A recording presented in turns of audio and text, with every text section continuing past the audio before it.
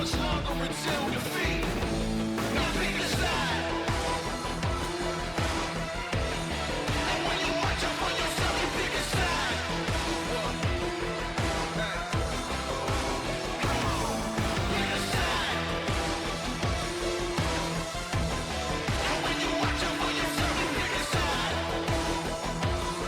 And when you watch out for yourself, you pick a side. Step into the light, but take a step and watch them run. You never really met a man until you met his gun. Those who are equipped with lessons of clean hands, again, they have yet to make amends. Fans discover the making of a new age with no order. I'm checking the lines across, bringing new horror. Manipulate the narrative, it becomes imperative. One mistake and you may need declarative. I think they're power driven, I think their grip is slipping. I think they want us to become a simple smile and listen. Lies out with lies full of hate for the seats. How many do you believe? Hey all, Siege here, and welcome back. I missed you. The Hex Quest, of which I went over the specifics of in part 1. Please check that out first if you have not yet seen it. Without that context, some of this video will seem a bit disjointed, but I'm guessing the majority of you here were not satisfied with the surface level, almost cheerful ending of the Hex Quest I presented in part 1. And you were, in my opinion at least, right to feel that way. I can't stress enough, however, the magnitude of potential spoilers we're about to delve into. You really cannot unsee what I'm going to show you after this. And not only will it possibly ruin interesting surprises DE has in store for the coming year, it may also shape your perception of the story moving forward, influencing you, and that's not the intention. And as mentioned in part 1, the bad news is it may not even be in fact correct in the end. Honestly, I contemplated not speaking about this at all, and finally decided on setting it up as its own video because even though I'm not sure I want to spoil all this, if it turns out I'm right, and bear in mind I think I am, whew, this is some S-tier storytelling, and gives me chills just thinking about where everything could be headed. However, this channel is built on figuring stuff out before it happens, so I'd also be quite the hypocrite to keep it all to myself, and once you see some of this, I think you may find you'll be hard-pressed to think that either the Hex or our Drifter are out of the woods per se, and may in fact be directly leading us to the end Albrecht and Entrati seems so incredibly fearful of. There are just too many similarities, too many patterns, for me to not at least show you the evidence. And then, well, I guess you'll just have to make up your own damn mind. In truth, the whole story begins at the end of Devstream 182. Doesn't matter. Thank you for being here and supporting us and supporting Soulframe as you guys keep trucking on that. Thank you for tuning. Well, not so much for the end of the year. Oh, come on. We're going to be working on WARFRAME too. Jeff. Yeah, Jeff has already been stolen. Download your best cyber. There's nothing like a war sector. Don't worry. Just before equipment streams Albania's #1 video game company.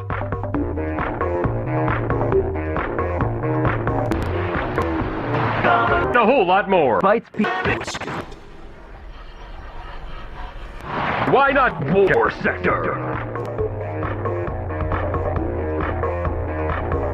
Defend the galaxy from Trippy for coming back. What?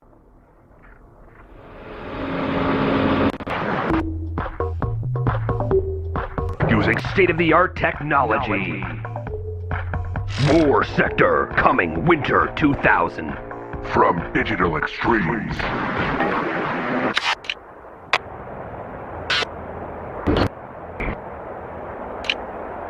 Although the majority of what we were just shown is shocking to say the least, one thing in particular, a hidden website, was kind of the focus of everything, and after players overwhelmingly determined that the image in the background, that of the apparent corrupted visage of Entrati's doppelganger, had something to do with him, and by utilizing propaganda hidden around Albania, the name Dr. Entrati, specifically using a kind of nefarious K instead of the typical C, would lead players to a new website. An eye logo, one most had attributed to Entrati himself, greets the player as they arrive, with his equally ambiguous "we end as we began" prompting the player to begin. Now, the premise of the information we are shown within is largely associated to a particular passage Entrati uttered within his lost notes, specifically regarding the vessels themselves. By perusing the data we are offered, with some documents easily accessible from the start, while others would require sometimes significant work to decode, we are presented with quite the conundrum. I'm going to leave a link to the same document I used in creating this portion of the script for the video, so you can view it yourself for all the interesting discoveries and how they were achieved. I would go over them myself, but unfortunately there are aspects that even I can't fully wrap my mind around, concepts I have little to no experience with, so attempting to speak intelligently on some of it would be a disservice to those who understand what all was done, with the chances of my misspeaking or even incorrectly explaining something being astronomically high. So, I very much encourage you to check this document out. I promise there are aspects that will absolutely blow your mind, as it did my own. A lot of exceptional people did a lot of exceptional work here, and taking the time to see it, I'm sure will make them even more happy that their accomplishments were recognized abroad, as well as offer you a very well-organized timeline of events. They very much deserve it, and it's really interesting in its own right, so please check it out. You can do it! Now, within, we find these documents are essentially broken into two different stories. The first being a glimpse into the struggle of some of the population as quarantine procedures have been put into place to, on the surface at least, limit the spread of the infestation. But one trip through this area, something the player will have had multiple opportunities to do even before the quest, shows it's pretty well thoroughly saturated. And it makes you wonder what the lands outside of quarantine look like. And further, if instead of keeping these people in to limit infection outside the area, they aren't keeping them in for other reasons. Perhaps another large set of human hosts in a very small area.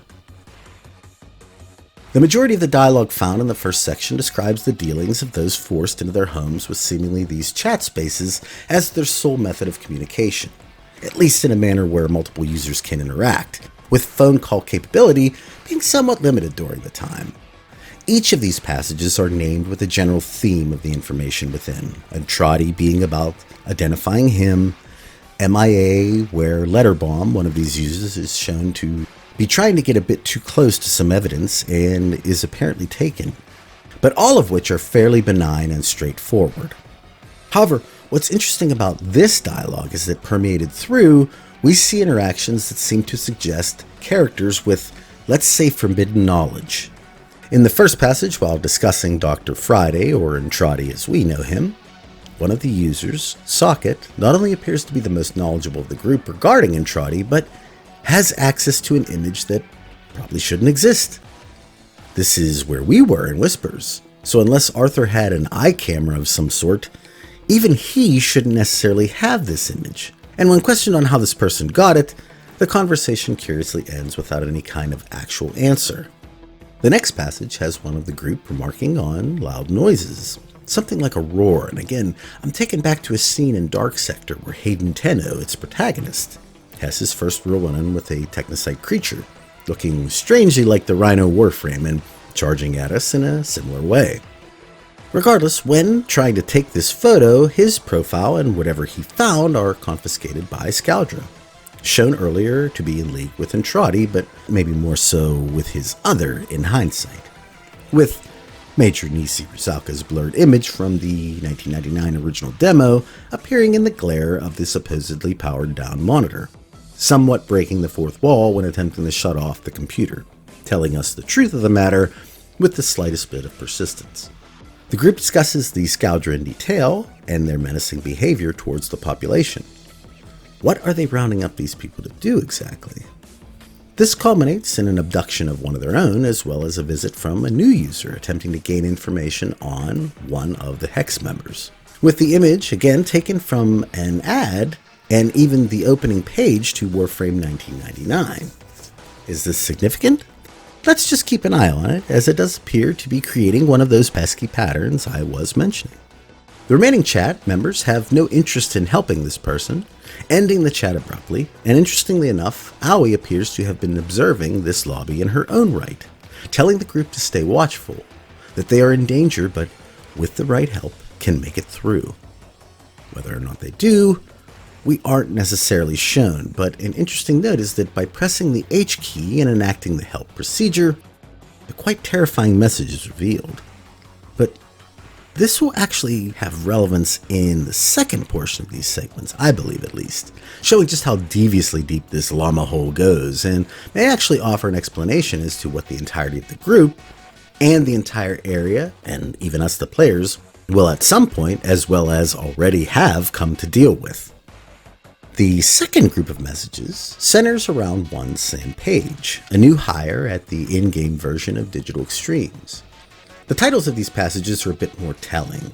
The first is entitled, Welcome, and it's a typical acceptance letter a new employer might send out, generating excitement for future employment as well as a brief overview of their duties. The one area of concern obviously being the absence of Sam's name, but if this is a kind of form, perhaps Gwen Aaron just forgot? Well, in the second passage, called Lore, we find out it probably wasn't just a small omission, as this one details Sam's response letter to being hired, seeming incredibly excited and curiously unbothered by the very real quarantine around Halvania, as well as the obvious infested mess the city has become. They mention the lack of people at this location, but it doesn't seem to faze them too much. The story will, however, get much more interesting. Cheat. The next in sequence is a second response to Digital Extreme's initial onboarding message. Only this time, well, let's say Sam is really starting to feel that her new job is looking more than a bit suspicious, mainly because one would assume a premier government-sponsored company would contain more people, with this location appearing quite empty. Still hopeful, though, she tries to get a response as kindly as possible. A response that will unfortunately never come, at least from the person she's looking to get it from. Speak. The next message presents a very dire situation where Sam has moved from suspicion into full-on panic. The building she's in appears to have sealed itself shut, and what's worse, something makes her believe an infected individual is somewhere there with her. Interestingly, in this passage, she discusses the tech rod in a very distant way, perhaps answering my earlier question with the very real possibility that outside the quarantine, the world might not necessarily look like this.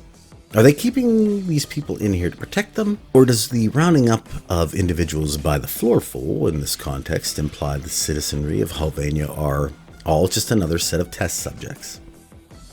Sam did receive a reply to her earlier request, just not from Gwen, as well as what appears to be additional context in both another message and some recorded footage.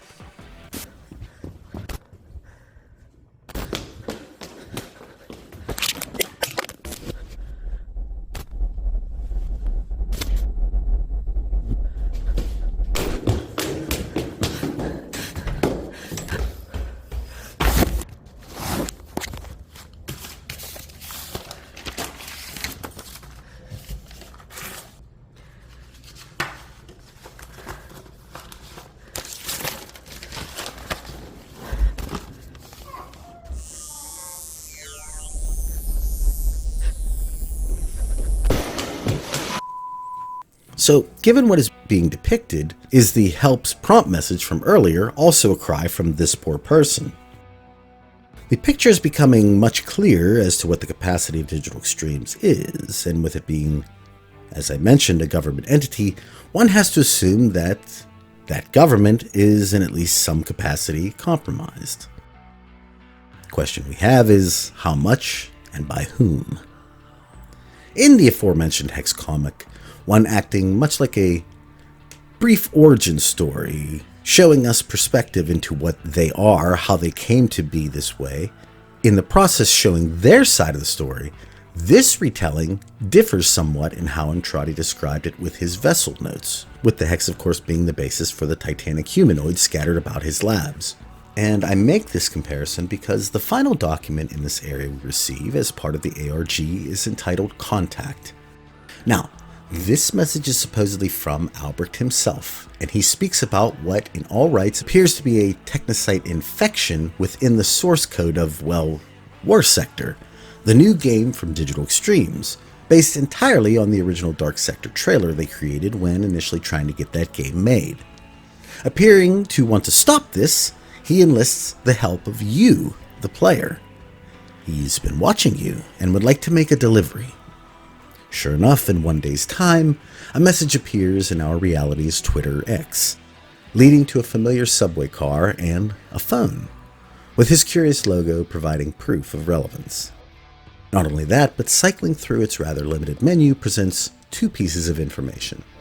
The first, in rough Orcan script, gives us incredible context throughout both the story itself as well as the additional content we get after the fact. It says, "We are watching." Who do you think is we? Cycling further imparts a contact number, and calling the number gives a recorded message, as promised.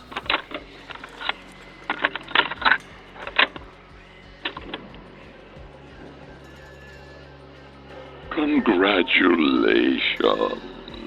If you are hearing this message, you are now the best hope to thwart an existential threat against your species. I do not have time to care who you are or why you stumbled into this unsavory business, but the messages you have decrypted thus far were left intentionally. This was, you are my failsafe against this old dead-end experiment. The solution is simple, but requires the addition of a signal not found in your reality. Unfortunately, our connection will remain interrupted until you cancel the busy signal. All you need to do is hang it up. Now, no other numbers work, and strangely there's no way to hang up.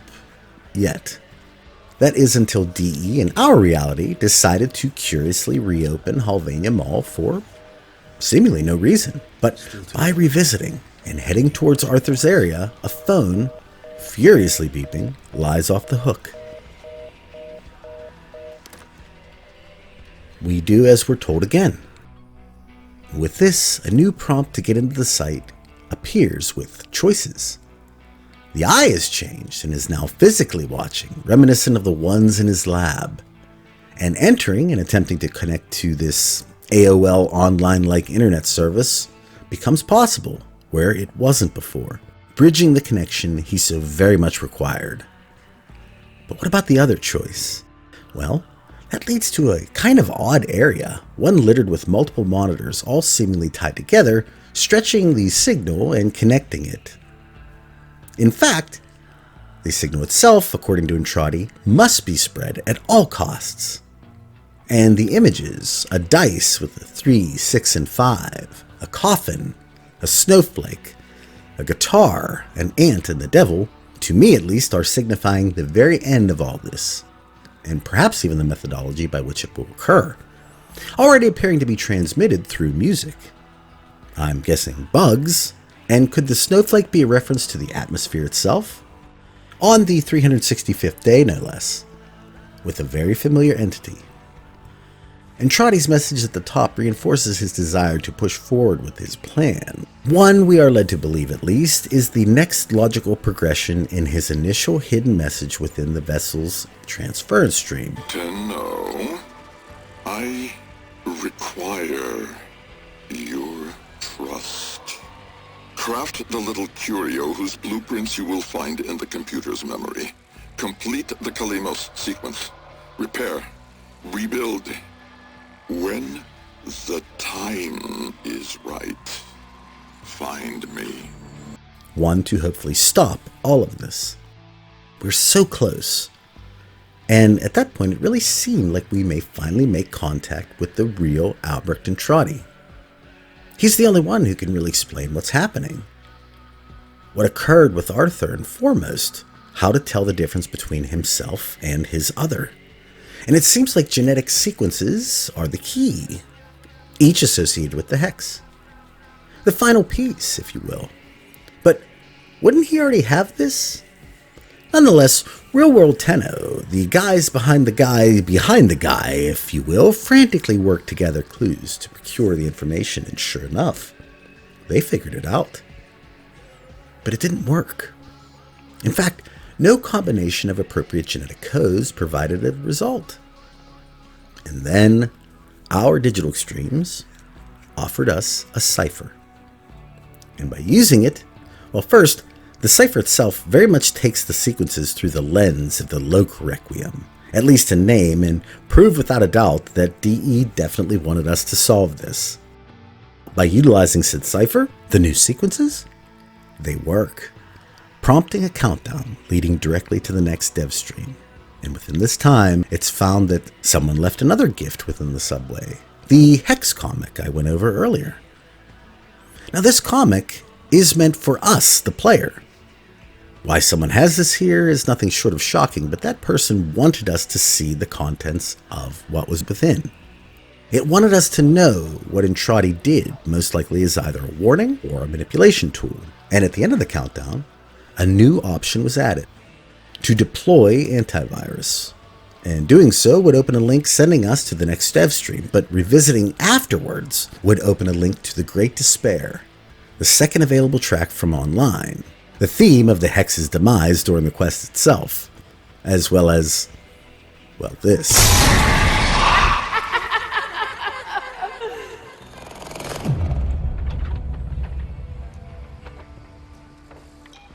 We spread the signal, seemingly from putting in the sequences the indifference needed, answering my earlier question as to why Entrati still seemed to need these.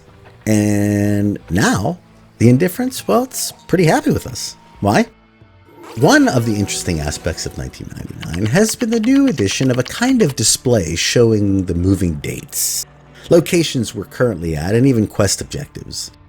However, during the last part of this quest, the truth is essentially revealed.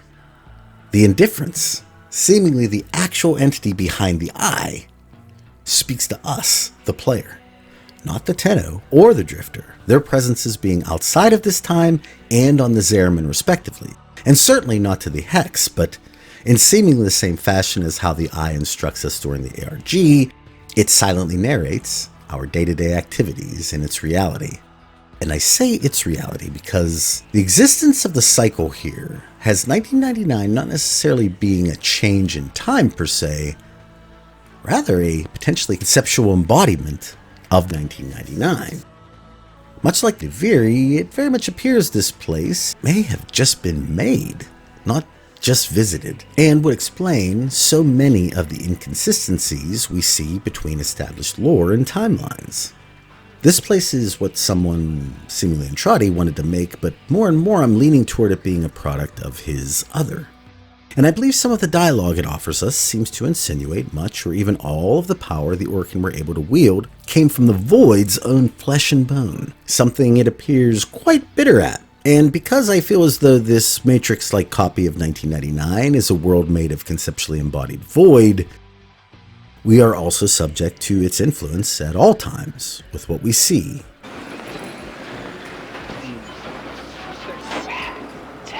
It's an offering.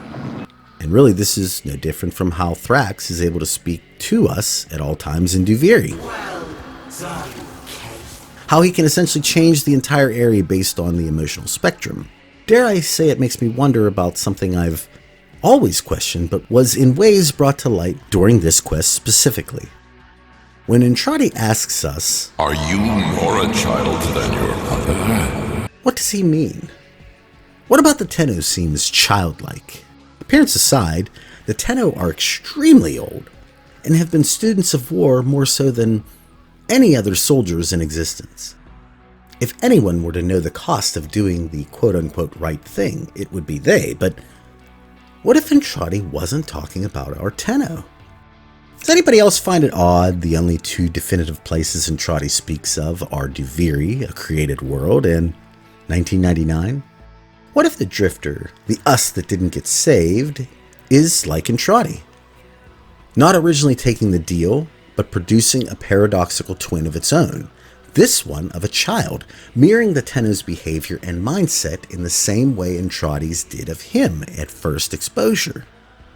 Dominus Thrax would fill this description. His godlike abilities, coupled with the mentality of a kid and being essentially the Drifter's other, in all forms that matter at least, even being confusingly misidentified as him by the Duviri citizenry, even though on appearance alone, from what we see at least, we look nothing like him. Not to mention the same kind of struggle existing between the Drifter and Thrax that seems to be the bane of Entrati, the conflict between him and his other, something he consistently refers to the Man of the Wall as, their paradoxical twins, seeming to want to punish both of them, perhaps for no other reason than what both Tagfer and Fibonacci, both void consciousnesses in their own right, discuss on the matter of self-identity. Minn and I were the last Surfalites. But Albrecht didn't see our species as having worth. We were just one more component in one more experiment, and Papa didn't think much of the results. So, tag for disposal. That was us. Both of us were. Tagfer. But I won't let her go on with that. I gave her something better. She's Minn. We were never meant to be here. We only ever had each other. And now, not even that. Papa? Papa? Spineless, void-damned Albrecht. I want to find him as bad as you do. And you'll know when I do. Because his head's going right in your stinking tank. I never meant to. Lloyd. You can't imagine what it was like to suddenly exist is horror enough, but to suddenly exist, to comprehend so much. That understanding existence is essentially understanding pain. While it is known as the cold indifference, it never really behaves in that manner, does it? Not anymore, at least.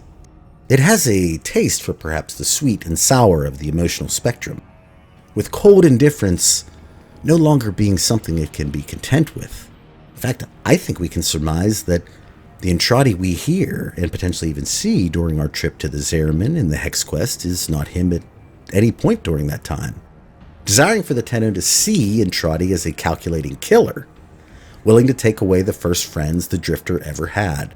The teachings of the Orokin specifically caution against emotion in the face of void exposure, and in this case, while Entrati is trying to force apathy at the cost of the universe, our distrust in him, as well as our new affinity for the group, forces us to make the emotional call, something the void does seem to want to get its hands on. Not only that, at the very end, we realize the truth, that we finished what had essentially been started with the ARG. We're all connected now. The signal is spread. The sequence is complete. We did exactly as we were told in this place. And while it is a gameplay mechanic, the implications of this back room are more consistent with a created reality than one that Albrecht seemingly went back and forth between in order to gather the necessary elements to make this place so incredibly similar, yet Entratiized, if you will.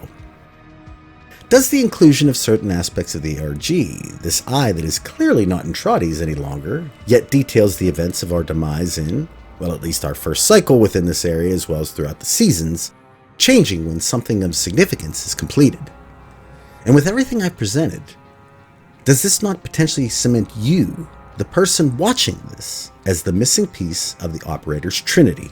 Your Tenno, your Drifter, and yes, you. And with all this in mind, what exactly have we done? Where is Entrati now? The very end of the quest shows a quick nod to Lloyd, and he is shown to at least have some association with the Void, given its ability to use his form. So, while I can't be certain if this whimsical little two fingers at the quest end is our drifter giving Lloyd the okay, or the indifference, the one shown to have already linked with a specific vessel, signaling to Lloyd in the same way the two Void entities came together at the end of Whispers in the Walls. And I regret to tell you that I think I know which of these variations offered, I believe. But which pill did you take? And if you had to do it all over again, would you choose differently? If nothing else, I hoped you enjoyed the video and it got you really thinking about this quest and its true implications. The Tenno and Drifter have the same weaknesses as any other individual portrayed in this manner. And they have shown repeatedly that this weakness, people, an overwhelming affection for their friends and what they deem family, is as prevalent as it's ever been. Dare I say, even more so this time around. Both variants of our character hold a deep allegiance to the Lotus, and to some extent Teshin and Ortis, and even the members of the Hex. But within 1999, as most of you have already experienced, things are different. Prior to this, within the Origin system, we were bound by a contingent affirmation that was meant to create a profound attachment to the rest of our allies, facilitating the function and necessity of an awakened Tenno and creating bonds of friendship and even fondness in a very general way. But now, this experience is far more specific. Love. The problem that Entrati and the Indifference both pose to us is choice. Would you sacrifice your lover or even the rest of the Hex if it meant saving the Origin system? Well, the Indifference would rather you choose emotion in this instance. In fact, while I can't say the effects are fully understood at the present, there is a very real possibility the Void entity needed the genetic codes mentioned earlier in order to be able to connect directly to them. After all, our gifts are a piece of it given freely, meaning our gifts are also still to some degree under its jurisdiction, let's say. And it makes me wonder if our connection to the Hex is also a connection to it. The genetic sequence is essentially completing this very act at the end of our second run through 1999, if you will. And what makes this all the more concerning is that if this 1999 isn't a trip back in time, but rather a conceptually embodied variation, something perhaps Albrecht even created to produce this spark he needs, are the proto-frames too a creation meant to influence us? And created by whom? What if this place is exactly what the Void calls it? Hell. But one we are meant to continue to feed emotion through, like a conduit in a forced purgatory. The Drifter is no stranger to such a thing. If any other answers the call, no, it has to be you. Our paradox. Potentially even by a similar entity. Is it possible that Entrati found his way here, perhaps even given the information to come here, by the Void itself, and in that, making this, all of it, a very elaborate trap to hide us from the truth? That we are its slave. No matter what, we are doing what it seems to want. Over a year worth of quests we've had now since Whispers has passed, with us appearing to confront it on multiple levels, and yet its influence only seems to have grown. So what exactly have we been doing? And in this frame of mind, what if the proto-frames and the connections we've made are exactly what was intended from the beginning? Entrati obviously understands what he's asking of us, but is the reason because he knows the emotional choice is the one the Indifference is pushing us towards. Love, unfortunately, is the most powerful emotion a person can experience, in my estimation, matched only by, well, hate. And one has to wonder what that will produce should it occur. The citizens of Deviri act as though they've lived full, interesting lives. What makes this place so different? This quest, well, at its heart, it's a classic whodunit. And even now, we still don't know which person we're ever speaking to, or how much of Entrati we even see. Misdirection at its worst, and intentional at its best. This variation of the Indifference is, at its core, Entrati with all his feelings, but with none of the context of an exceptionally long life to balance and justify certain actions. More importantly, they are very like-minded. Dare I say identical in that aspect. If there's one thing to take away from all this, it's that both sides need the Tenno and are doing everything they can to influence in a manner that suits their ultimate goals. What's unclear is the why. We have power from the void, a piece of it, if you believe its words, of course, and in many ways, it appears to want to use us as a continuing means to make right the power it feels it gave, or was rather forced to give, unbalancing the system in one group's favor, one it potentially feels guilt about, looking at what its power was used for, and visits the Tenno, even willingly turning their own parents feral. Orkin themselves, lest we forget, to instill this very hatred towards the Orkin from as early as possible, making them already at odds with their elites for putting the parents in harm's way so cavalier. It may even explain the children's initial wounding of Margulis, blinding her at first glance, with her love and devotion to them forming a bond that would last, well, seemingly forever after the fact. And with what they did to her, well, it's not hard to get negatively emotional about justice, or perhaps vengeance if you're nasty. Deeply, if you will, and this is exactly what Entrati continues to attempt to portray in every situation it's relevant. Do not be emotional. Make decisions based on logic, and understand that even in siding with Entrati, you're probably more so bringing his desires to fruition than you are your own. Now, if in the process things work out for us too, great, but understand this. Cold and calculating methodology, by definition, is devoid of caring. He says it himself, if you don't believe me. And it's here, I think, where our only possible victory hinges on us finding a true third option. The coin landing on its edge, if you will. So, any of you have any suggestions? At any rate, I hope you enjoyed part 2 of my thoughts on the Hex Quest. Even though much of what I presented here is admittedly hard to consider, I also believe I've provided enough information to make you question the reality you visit when in Halvania. Any future victory may depend on that very thing. I hope you all have a wonderful day today, a wonderful rest of your week, and I'll talk at you all in the next one. Take care, everybody. Bye.